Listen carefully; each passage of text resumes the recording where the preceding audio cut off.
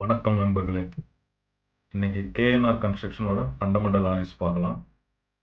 Market cap பொறுத்தளவுக்கு micro cap or small cap ரெண்டு கேட்டகரியில் ஏதோ ஒரு கேட்டகரி நம்ம ஃபிக்ஸ் பண்ணிக்கலாம். ஸோ ஃபேஸ் வேல்யூ ரூ. 2. இப்போ ப்ரைஸ் வந்து பார்த்தீங்கன்னா 52 வீக் லோடு தான் ட்ரேட் ஆகிட்டு இருக்கு. Okay, sales top line growth பார்த்தீங்கன்னா 5 வருஷத்துக்கு முன்னால் 2400 கோடி இருந்தது. ஸோ 4700 கோடியாக இன்க்ரீஸ் ஆகிருக்கு. Bottom line growth net profit பார்த்தீங்கன்னா 256 கோடி இருந்தது, இப்போ 1000 கோடி வந்துருக்கு. ஸோ ஆப்ரேட்டிங் மார்ஜினை பொறுத்தளவுக்கு 20க்கு மேலே வச்சுருக்காங்க. Last year 34% operate profit margin காட்டியிருக்காங்க. ஓகே, நெக்ஸ்ட் வந்து நாம் ப்ரைஸ் சார்ட் பார்த்துருவோம். ப்ரைஸ் பார்த்தீங்கன்னா 200 மூவிங் ஆவரேஜ் இதில் தான் ட்ரேட் ஆகிட்டு இருக்குது. 2 ரேஷியோ பார்த்தீங்கன்னா average B 16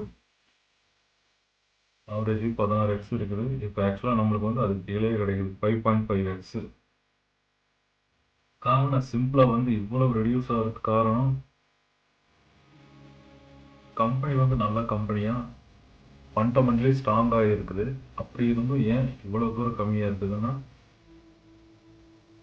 I think Telangana ப்ராஜெக்ட்லாம் வர்ற ஃபண்டு வந்து ரிசீவ் ஆகிறது வந்து லேட் ஆகிட்டு இருக்குது, அது ஒரு ரீசன். அப்புறம் புதுசாக ஆர்டர் வந்து பார்த்தீங்கன்னா இவங்கன்னா வின் பண்ணல நிறையா. ஸோ இந்த 4th குவார்ட்டரில் அவங்க ஆர்டர் ஃப்ளோ பொறுத்து தான் கம்பெனியோட விஷயம் இருக்கும். சரி, இப்போ டைரெக்டாக நம்ம இப்போ ரேஷியோ அனாலிசிஸ் போயிடுவோம். ஃபஸ்ட்டு எபிட்டா மார்ஜின் பார்த்தீங்கன்னா 37%, net profit margin 23, return of equity 24, ROCE return on capital employed 23, டெப்ட் to equity 0.4, current ratio 7.8, interest coverage ratio 7.6, debt to asset 36 moderate, return on asset 15. Okay, and book value 161 ரூபா. Book value விட current value, ஸ்டாக்கோட current value கம்மியாக இருக்குது, book value அதிகமாக இருக்குது. Price to book 0.84. That means book value வந்து current value விட கம்மியாக இருக்குன்னா 0.84 இருக்குது. புக் வேல்யூ அதிகமாக இருக்குது. ஆக்சுவலி புக் வேல்யூ வந்து கரண்ட் ப்ரைஸ் விட அதிகமாக இருக்கிறதுனால 0.84.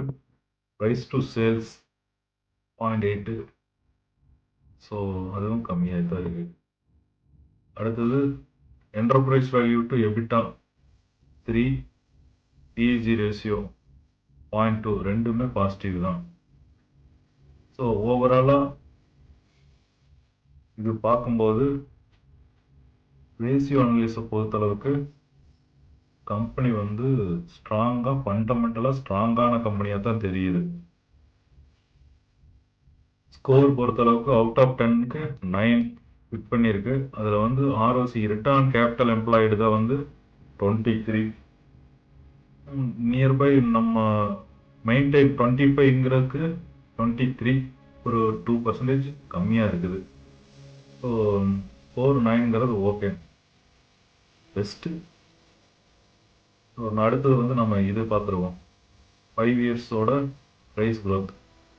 5 இயர்ஸ் பார்த்தீங்கன்னா ஹை வந்து 410, லோ வந்து 134, ஆவரேஜ் ப்ரைஸ் 272 ரூபா. இந்த 272 ரூபா ஆவரேஜ் ப்ரைஸ்லேருந்து இப்போ வந்து 135 ரூபாய்க்கு ட்ரேட் ஆகிறதுனால 50% ரெடியூஸில் நம்மளுக்கு கிடைக்குது.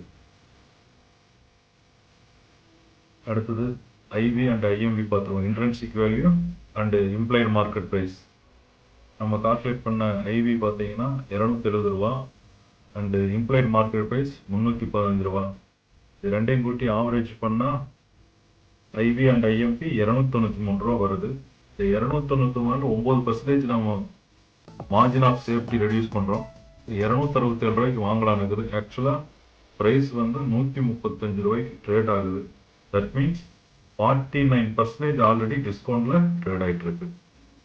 ஸோ இங்கே கேட்டகரி வந்து அன்அட்ராக்டிவ்னு போட்டிருக்கேன். இந்த அன்அட்ராக்டிவ் கேட்டகரி பொறுத்தளவு பார்த்தீங்கன்னா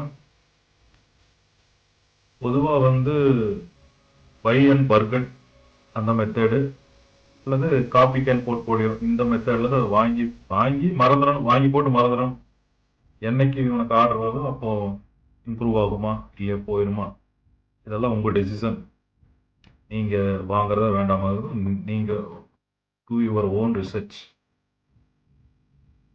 அடுத்தது நான் இந்த இது வந்துடுறேன்.